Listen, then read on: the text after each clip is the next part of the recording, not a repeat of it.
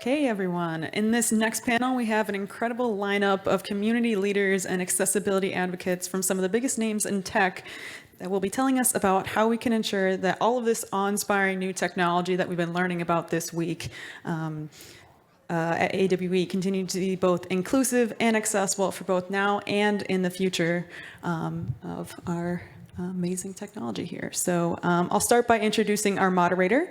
We have Stephanie Montgomery, who serves as the XR Association's Vice President of Research and Best Practices, where she manages the implementation of XRA's research agenda, development of its catalog of industry-leading best practices, and guides its health and inclusion communities. Previously, she also served as the ICT industry as the Vice President of Technology and Standards at the Telecommunications Industry Association. And without further ado, I'll head it on to Stephanie. Yeah. Thanks so much. So thank you for the kind introduction. For those who don't know XRA, I wanted to give just a brief background. We are a trade association representing companies across the XR ecosystem. And our mission is the thoughtful and responsible development of XR technology. We do this through government advocacy, stakeholder convenings, and development of best practices. And for this space, one of our most important best practices is the one we built around accessibility for developers to give a sense of how you can incorporate accessibility by design into what you're building every day. So I'll just take a moment and have our panelists introduce themselves. So if Athena, you can go first, and we'll just go down the line. I just have one request before I introduce myself, because we're sort of behind a podium. Can everybody over here actually move over here so that we can see you? That would be amazing. Thank you. Really appreciate it. Yeah, because I can't see anybody. Right. It's just like, there's all these people I can't see. Hi, everyone. I'm Athena Demos. I'm the CEO of Big Rock Creative. We won an Augie last night. Yay! Congratulations. I also just won Trailblazer of the Year with XR Women yesterday. Yay! And we build communities in XR spaces. Our goal is to just bring humanity together for play. And we believe that the future is where people play. Hi everyone, I'm Yao Ding. I work for Meta. I lead accessibility research there. I'm also part of the XR Association. Yay! I co-chair the accessibility working group, and it's a great honor to join this amazing panel. Excited. Hello everyone, I am Jazmin Cano, the Accessibility Product Manager at Alchemy Labs. I do research, design, development, and user testing for our games, and our goal is to make VR for everyone, and also part of the Accessibility Working Group at XRA. Hi everybody, I'm Dylan Fox. I'm the head of community and outreach for XR Access, which is a research initiative at Cornell Tech focused on making virtual, augmented, and mixed reality accessible for people with disabilities. Longtime partners with XRA, and super glad to be here. Well, let me just tee us up a little bit with a little level setting. As we heard in the opening ceremony, and as Jazmin just said, we firmly believe in this community, and I've heard it throughout the sessions for the past 3 days, that we're building this technology for everyone. We're not going to leave anyone behind in this, and that includes accessibility.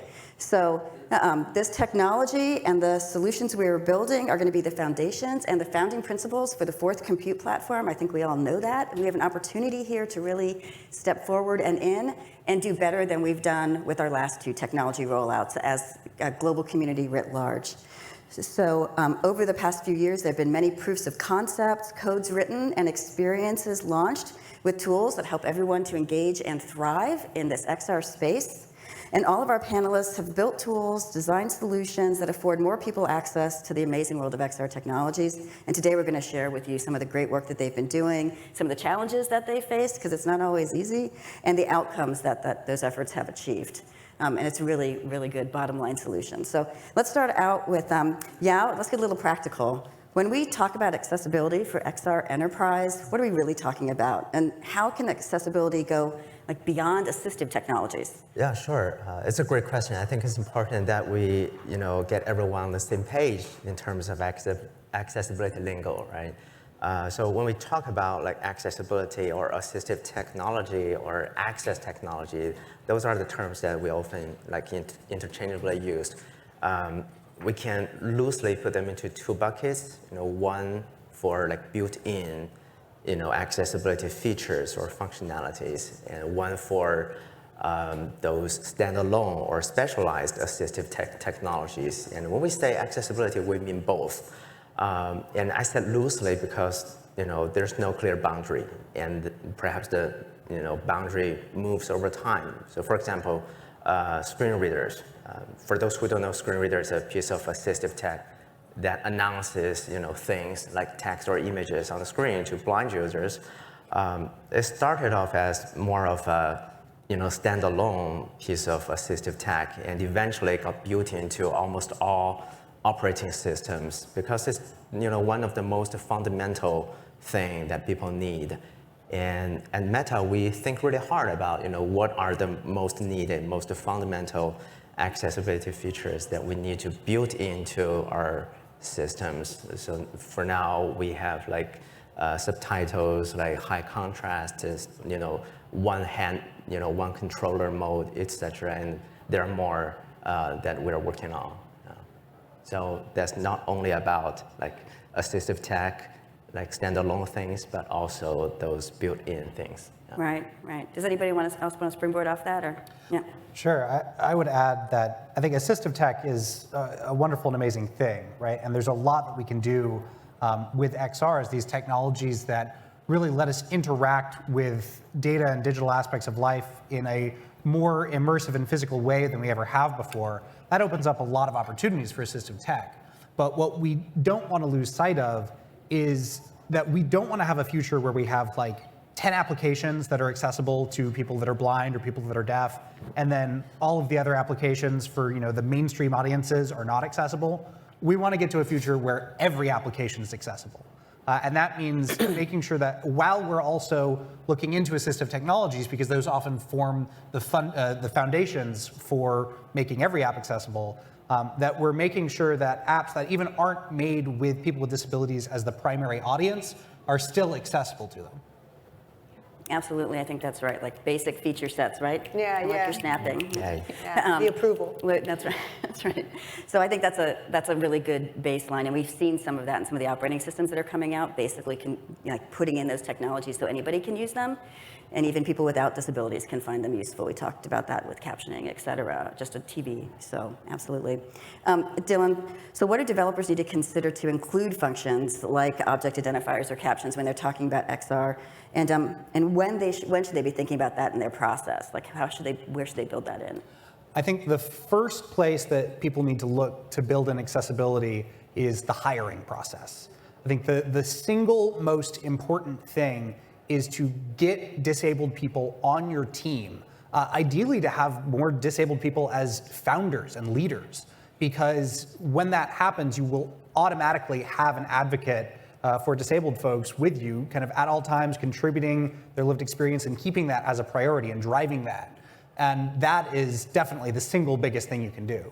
But past that, there's, from the developer aspect, a lot of kind of fundamental decisions that need to be made about how content is structured and rendered, right? I think we see a lot right now where things like text in VR environments, somewhere along the way, it's entered in as text, but then it's rendered as just, shapes in the shape of text that there's no way to access via screen reader. It can be really hard to do things like localization.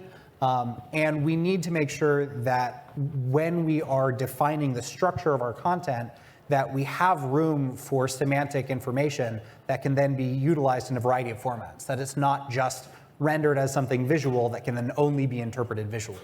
I think as early as you can incorporate accessibility into the process, the better.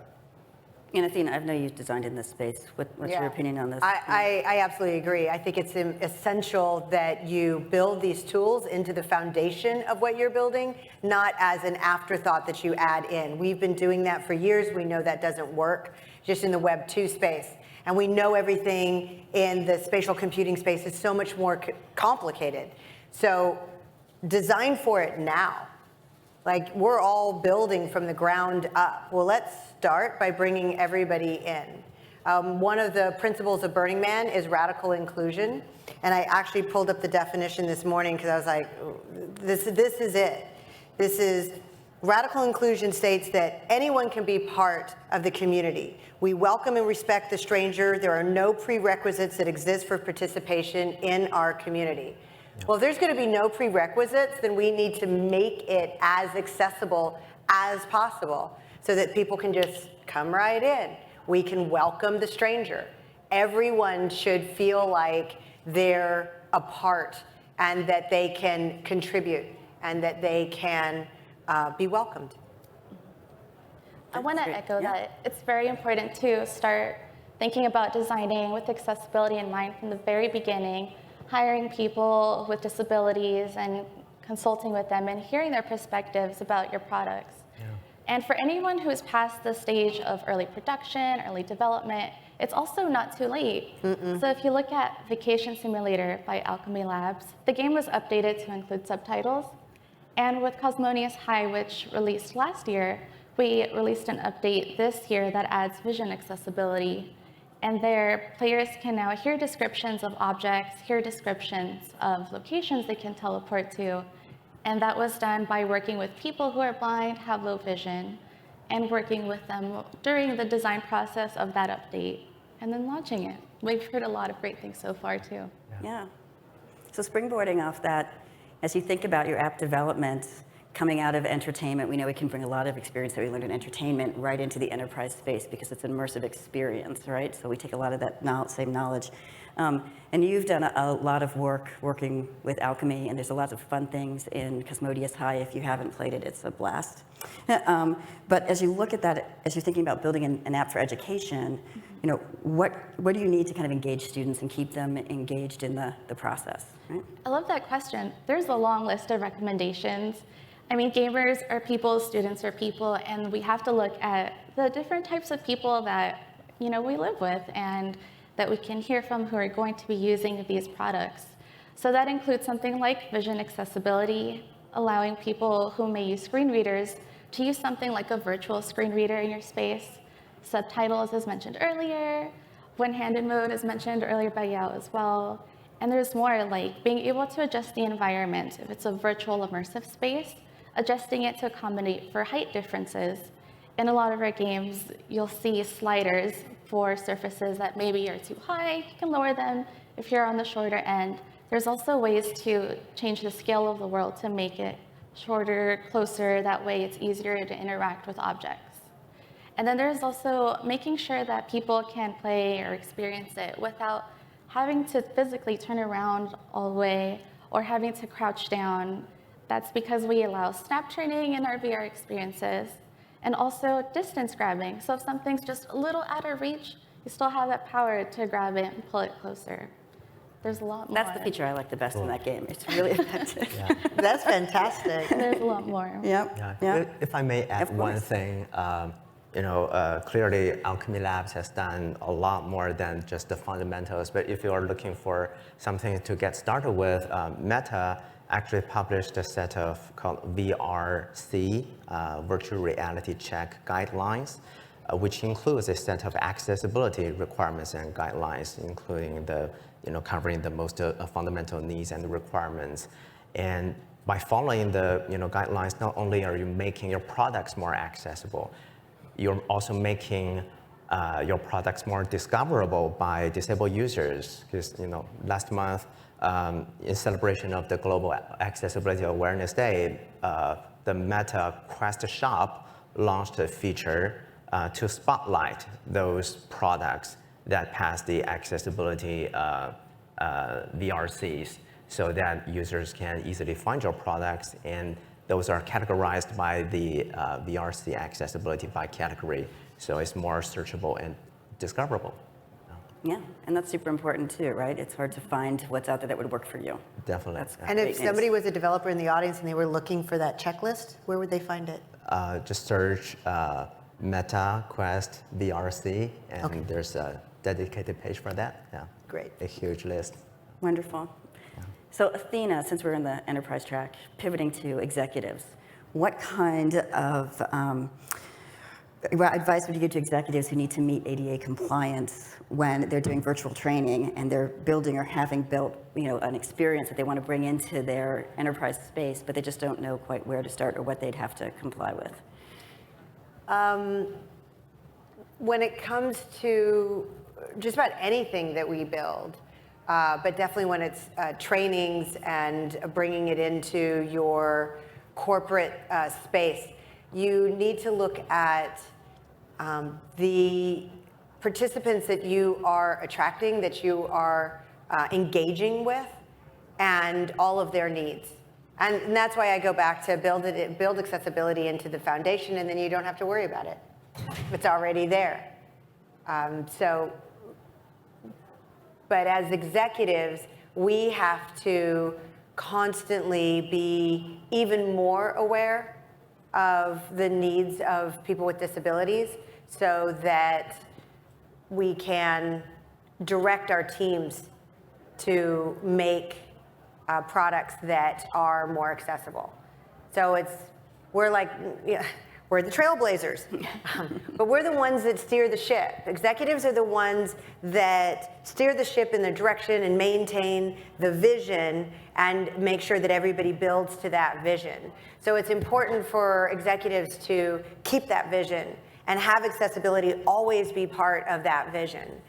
For us, we have the principle of radical inclusion, and all the principles of Burning Man steer my entire company. We're always looking for ways in which people can collaborate and participate.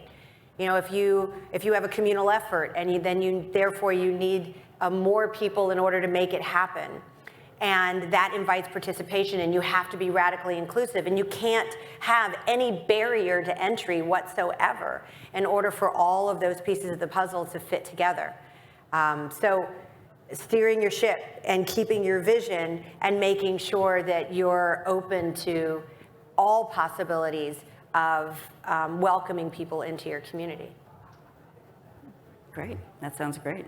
Anybody else? Yeah. Yeah, I would add to that. ADA compliance is a tricky thing with XR right now because we still haven't found anything we could use as an example of a perfectly accessible VR or AR app, right? If you look at the WCAG website on the W3C, it is more or less perfectly accessible, right? It can be boiled down to text. You can do it with a screen reader or through Braille or any number of different ways.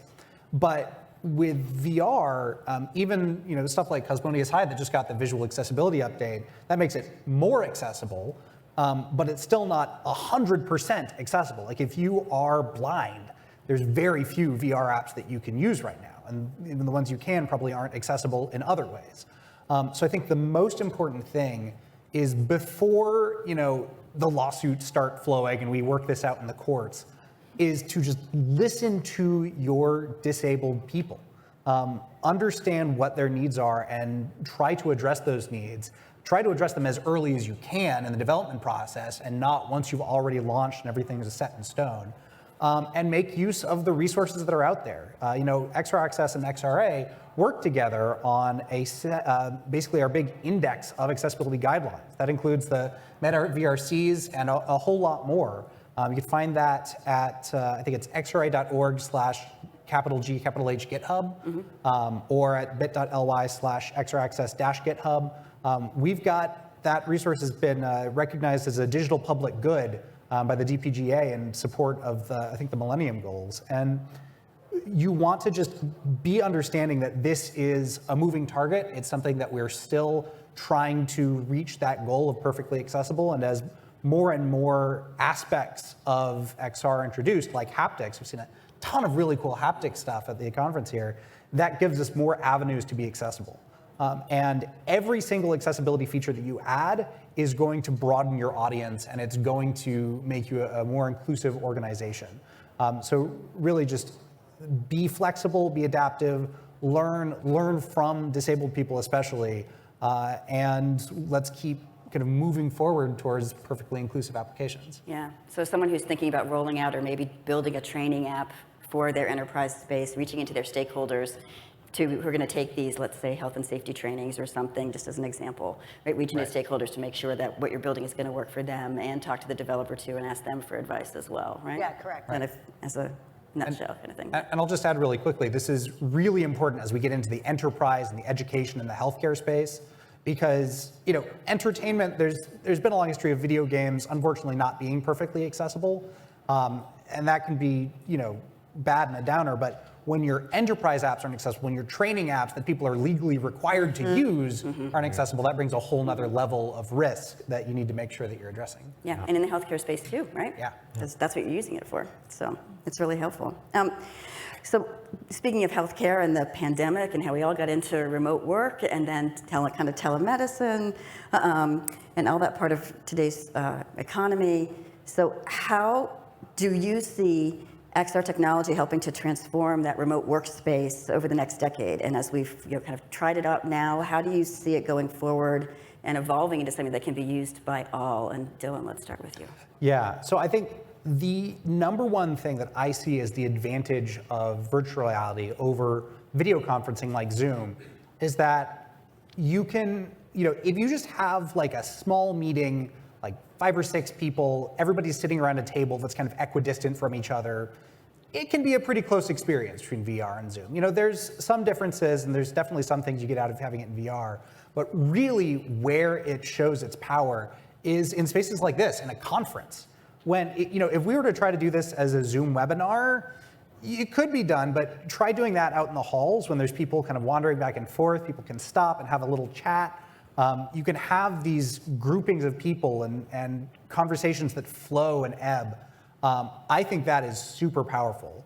And also the ability to engage with a new environment, right? If you want to do, a VR museum, you can have haptics built into that. You can have spaces and exhibits built into that in a way that is so much more immersive than what you can do in just a 2D format where everybody's in little Brady Bunch squares.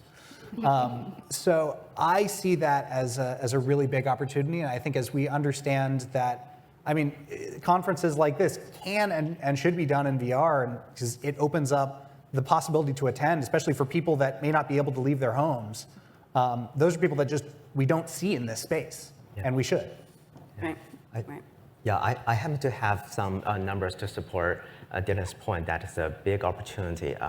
At Meta, we found that remote workers are, substantially more likely to come from, diverse communities, and the numbers bear out. Like during pandemic, the percentage of employees with, of course, self-disclaimed disabilities increased from 4.7% to 6.2%, which is pretty significant. And I think a big part of that can be attributed to just more remote positions. And it is a huge opportunity, economic opportunity, job opportunity, encourage people to join, the workforce remotely. Yeah. In a way that's kind of comfortable with them, that tools that allow them to get in and work and allow us to get their expertise and brains into building what we're doing, right? And XR can be a big enabler for that. Yeah, absolutely.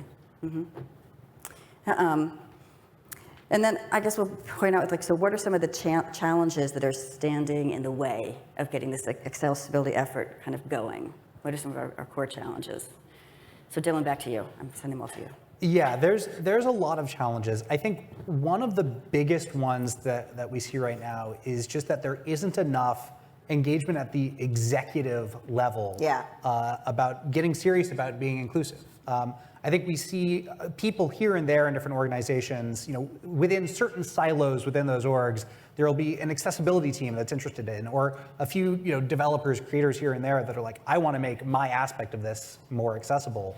But really, it's going to take buy-in at the highest levels in order to make that happen, because there needs to be time set aside for accessibility, and there needs to be cooperation across departments within organizations and across organizations in order to make that happen. We were just talking with my colleague Danielle that screen readers, when they first started out, there were 20 different screen readers and they all had different interfaces. And if we want to avoid that happening again, we need to have cooperation. I think that's something that XRA has been really good at fostering.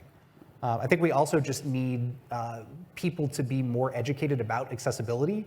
I think there's this perception that accessibility is something that you take special courses for in order to become a subject matter expert, and only the accessibility people really need to know about accessibility. Everybody else can just do as they're doing.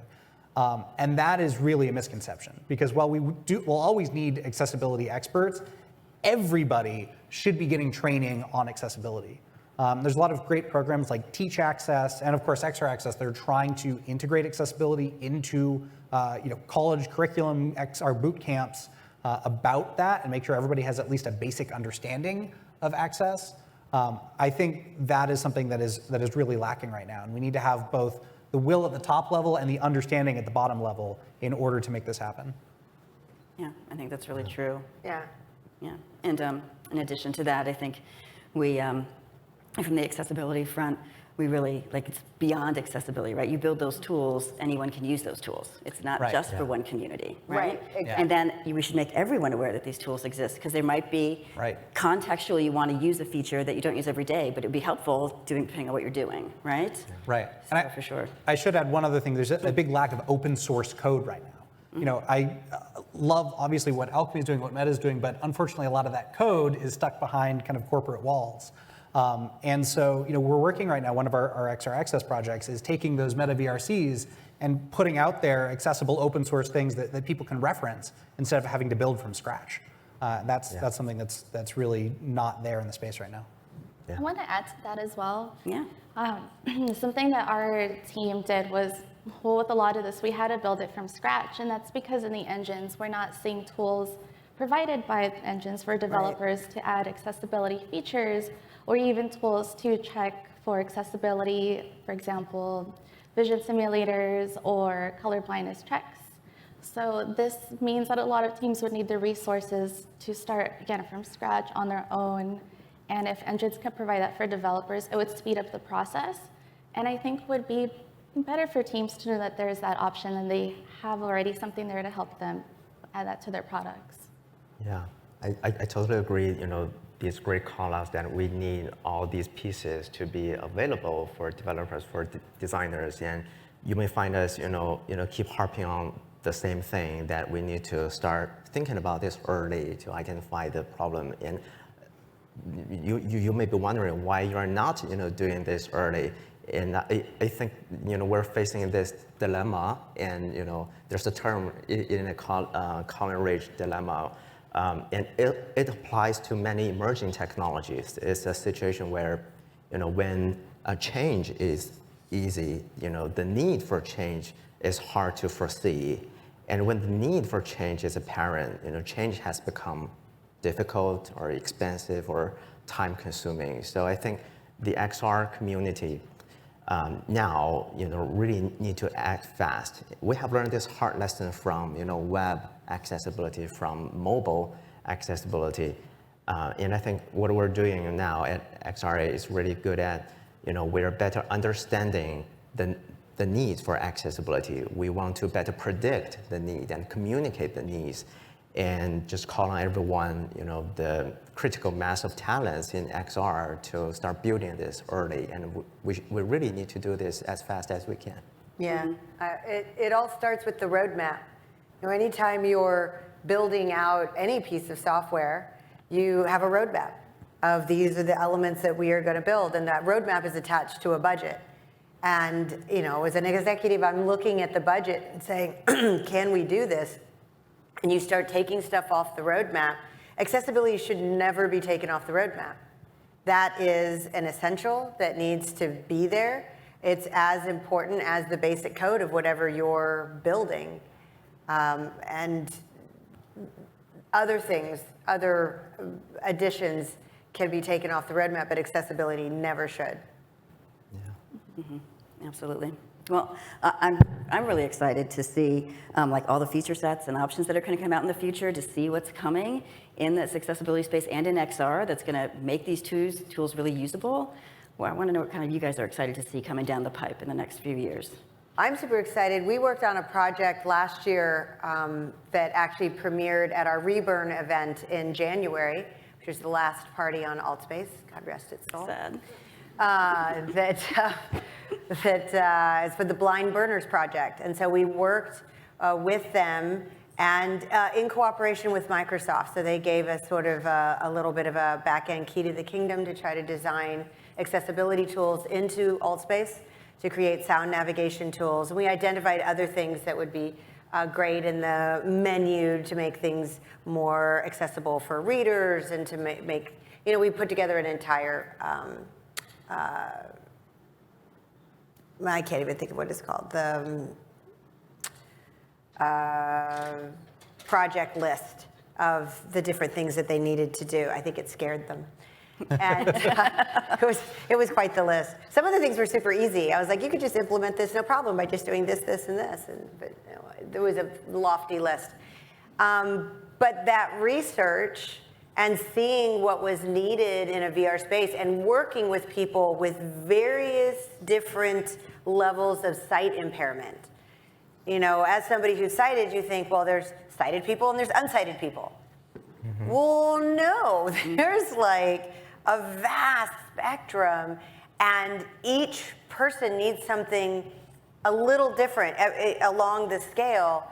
And a lot of the things that we were looking at that we needed, I felt helped me. And I don't think that I have a disability, but just having my footsteps while I'm walking, and I know that I'm moving, and I don't even have to think about it. And sometimes I'm like, am I moving? I don't think I'm moving. But the footsteps, it was just a simple thing. And a lot of video games have that. But in most social VR spaces, it doesn't exist. So little things like that. So we're excited about taking the research that we did that was intended for AltSpace and utilize it in what we're building, because we are building our own platform. And then working with Dylan and Jazmin and Yao, figuring out other ways in which we can build tools within our platform. And the core of our platform is open source right now. And so a lot of the tools that we build into it will also be open source. It's actually Foundry, which anybody can build on, and it'll be available very soon for you to create your multi-user platform. And we're going to work with them to create accessibility tools. Excellent. So I'm excited about that. Yeah. So I think recently I've become really excited about seeing where AI take us in the next few years. The intersection between AI and accessibility. We often talk about how AI can free us from doing the drudgery, giving us time and energy back to do more creative stuff.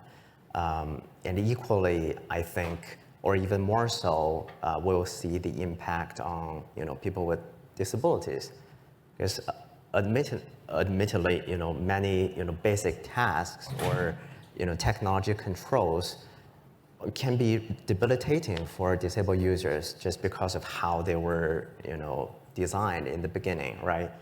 And AI has the potential to free them and empower them from those debilitating tasks. For example, like natural language processing can really empower voice control more effectively, right? Or computer vision can help blind users identify things, locate things, and navigate in their environments, either it's real world environments or virtual environments.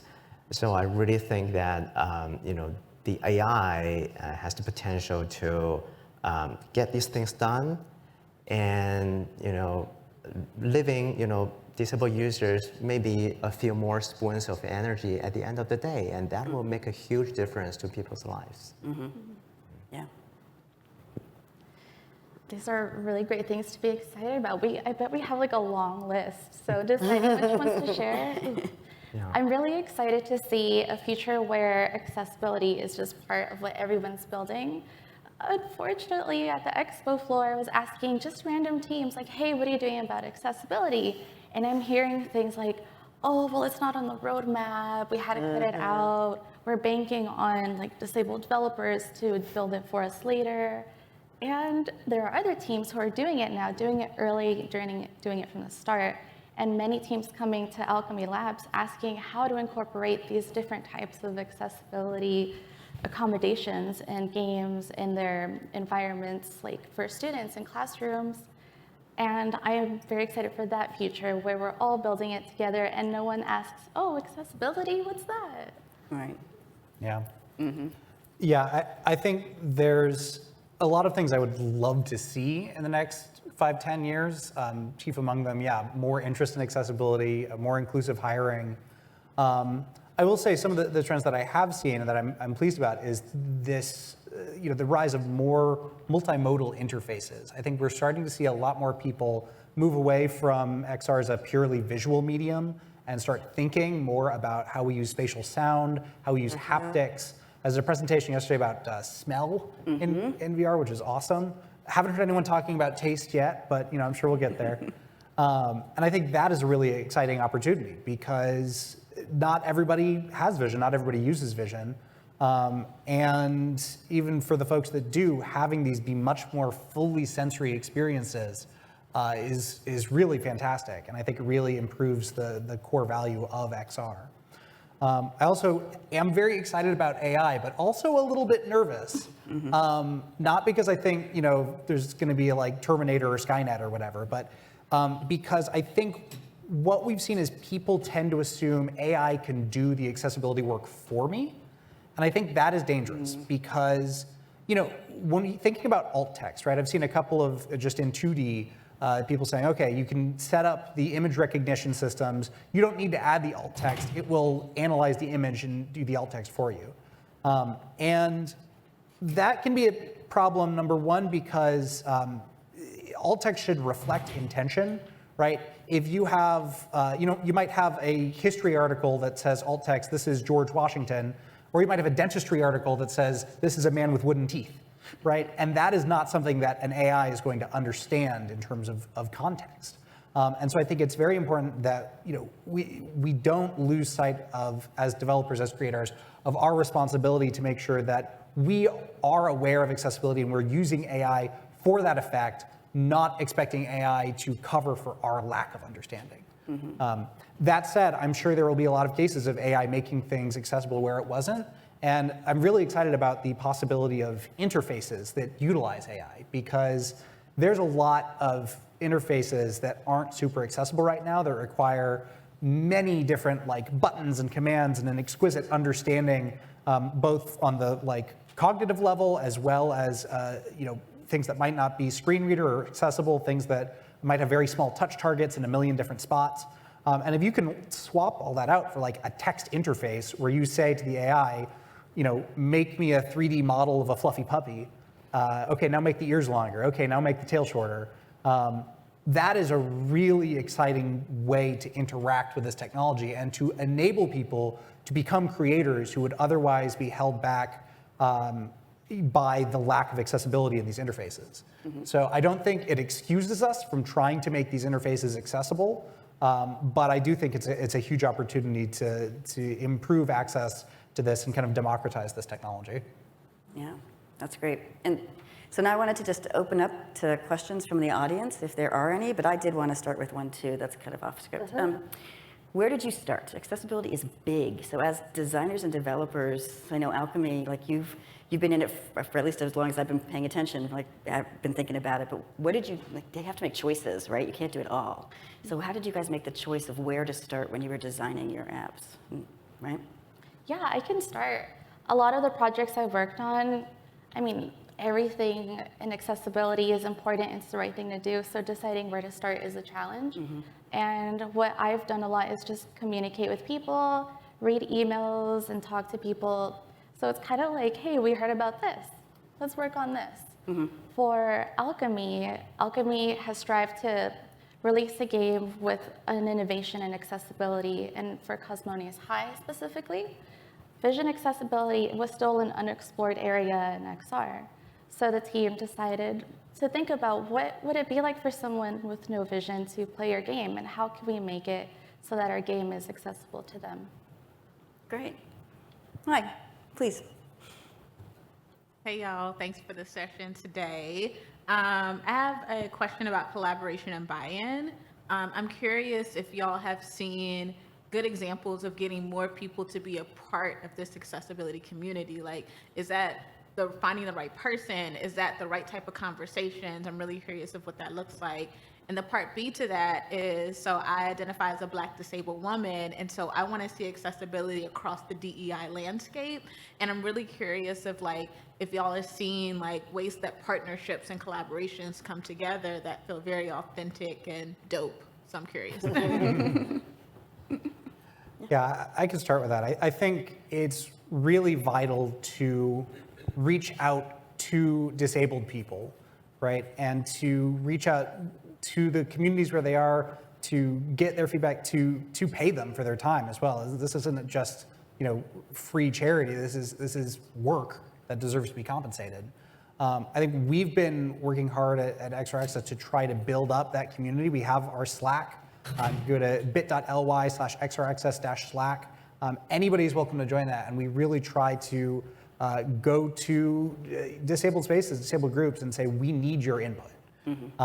And I think building up those groups, we're working with groups like Vera, which is the Virtual Experience Research Accelerator, that's trying to make sure that research on VR is inclusive, both from disability as well as racial, gender, equity, and so on. Making sure that you are going to the spaces where people are and inviting them to be a part of the space, part of this process, and compensating them for their effort has got to be the first step. Yeah. Yeah. What I've Anybody else? been found, if I may add one thing, what I've been found effective is to, start the conversation with people around you.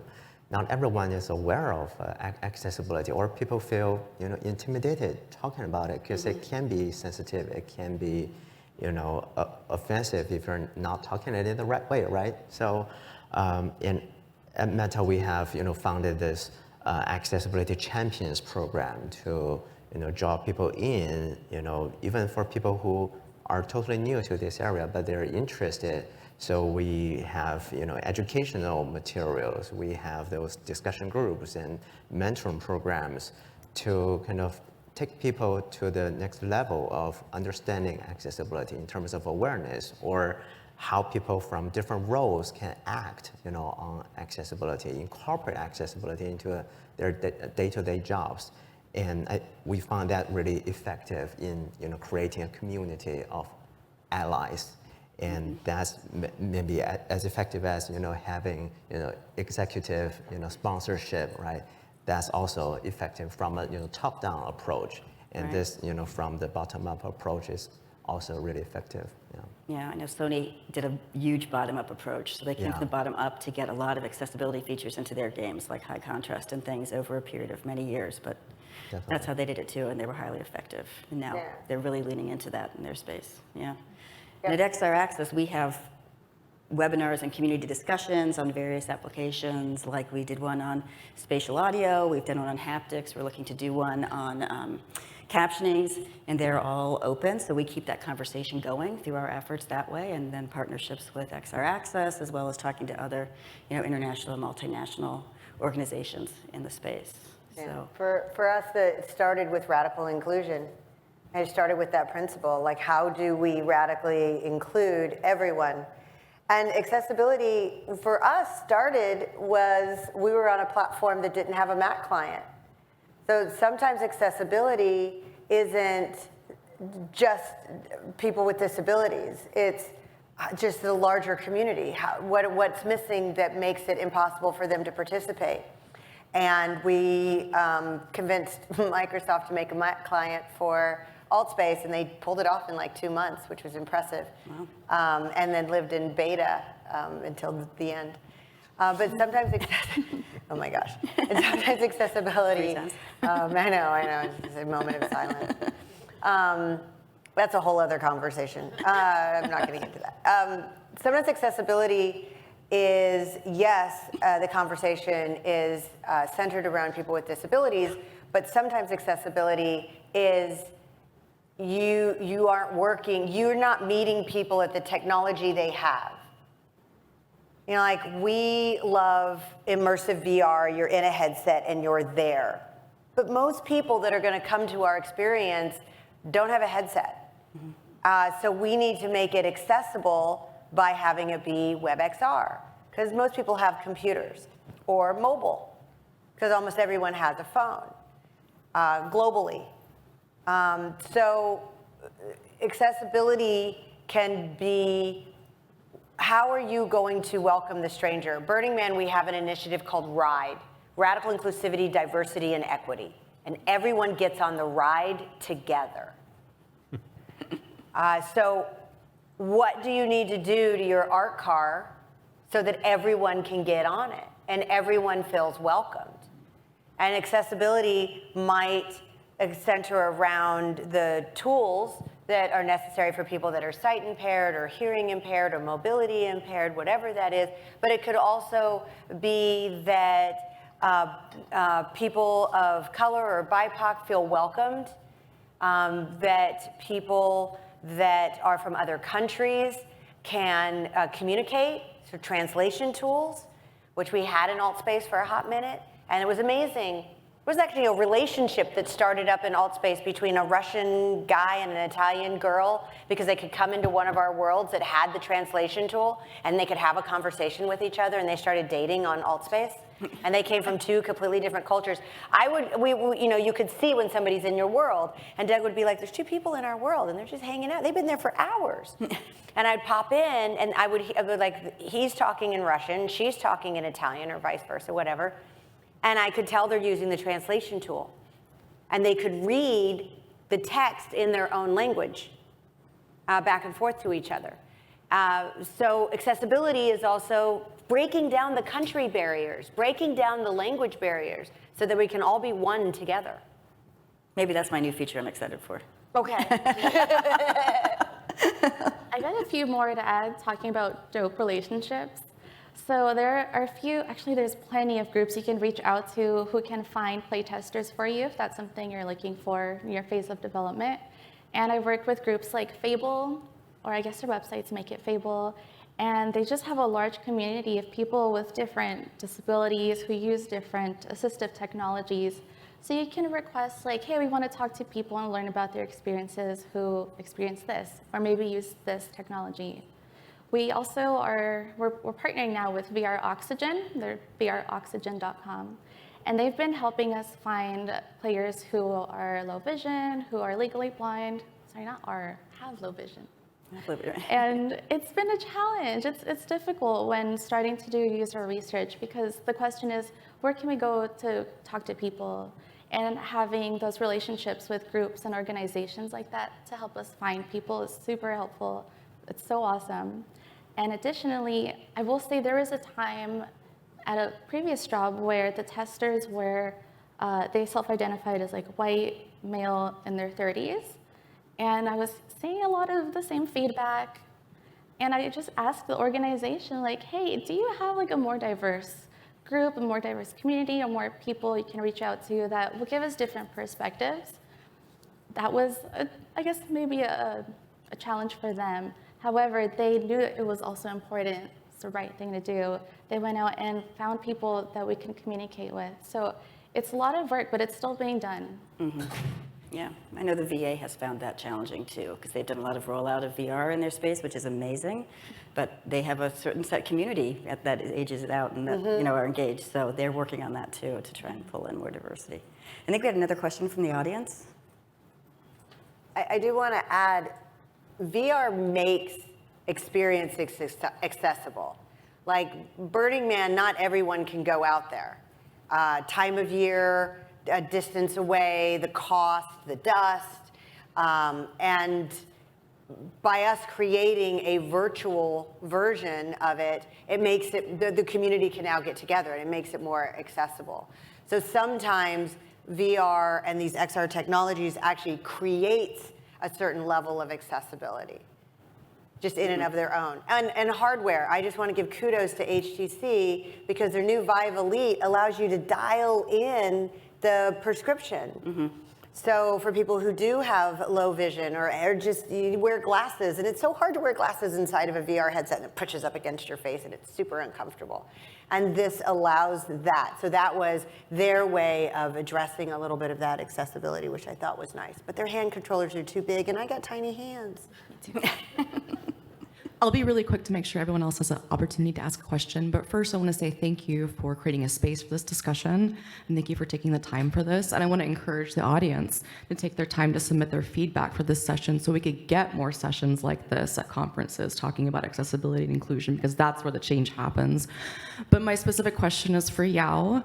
I took a look at the VRC checklist, and it's really exciting that Meta is doing that. But taking a little bit of a deeper dive into that, it looks like they're all recommendations rather than requirements. So my question for you is, where do you see a world in which Meta has a gold standard of practicing modeled behavior for requiring developers to submit that content by baking it in?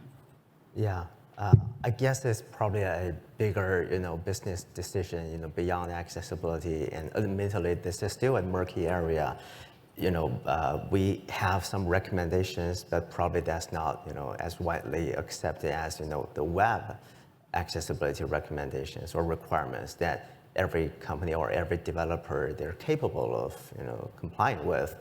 And we don't want this to be like a blocker, for people to release their products. But we're trying to, provide more incentives, for people who do, look at those VRCs and apply those accessibility requirements in their products by, spotlighting their products in certain categories. And we hope in the long run, this will work, encouraging more people, and probably with, more developer tools, with more, accessible design system, design tools, or even like user testing, accessible user testing bed, testing tools. We are, prepared and capable of, mandating accessibility. But frankly, probably right now we're not there yet. But I do agree, this should be set as a long-term goal for us. Yeah. Well, I'm glad to hear that there's some kind of incentive. Progress over perfection. Thank you. Thank you. And I would just add to that. I think, unfortunately, what we've come to expect, especially here in America, is you see that accessibility tends to come into effect one lawsuit at a time.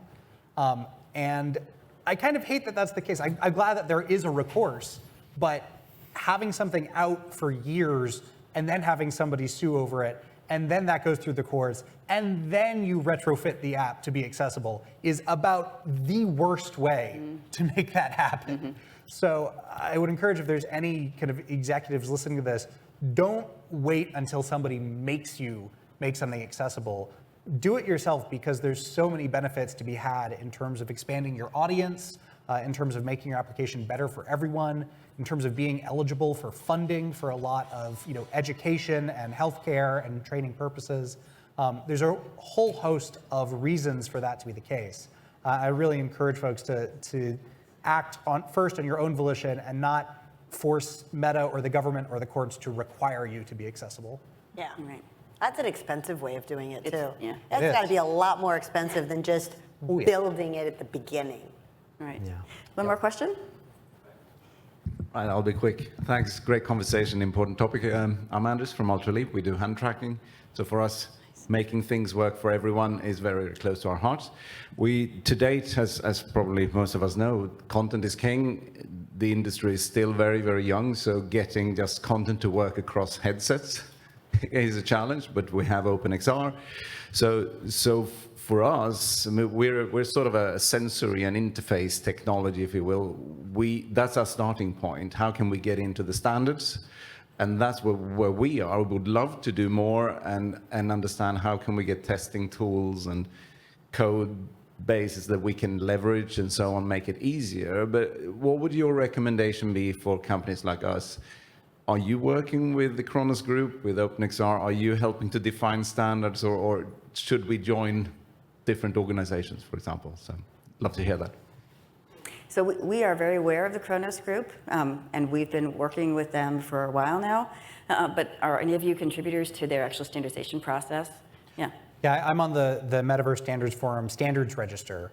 And there is a process right now. We're working on getting basically pre-qualified organizations, a lot of the standards orgs that are already out there, like the W3C, IEEE. We're working to reach out to those folks so that we can get all of the standards in one place. And I think we need people like yourselves to be contributing that to discussion, right? I think there's right now a lot of different guidelines in a lot of different places, but we still don't really have a gold set of standards like the WCAG 2.1 rules for web to apply to VR. I think that is something that we're actually working on getting, and yeah, joining orgs like, again, the Metaverse Standards Forum is a great place to start. Obviously, if you come to XR Access, we try to keep this stuff in mind and be a part of this conversation in a lot of spaces. I'm on the IEEE ethics board. I'm on a bunch of others that I'm probably missing meetings for right now. But definitely come be a part of that. And we need to create the standards around things like haptics, because for sure right now they don't exist. Right, right. Well, that kind of brings us into the end of time. We just have a few seconds left. So thank you all very much for joining me on the stage. It's been wonderful. I appreciate it. Thank you, Stephanie. Thank you. Thank you. All right, thank you thank so you. Thank you.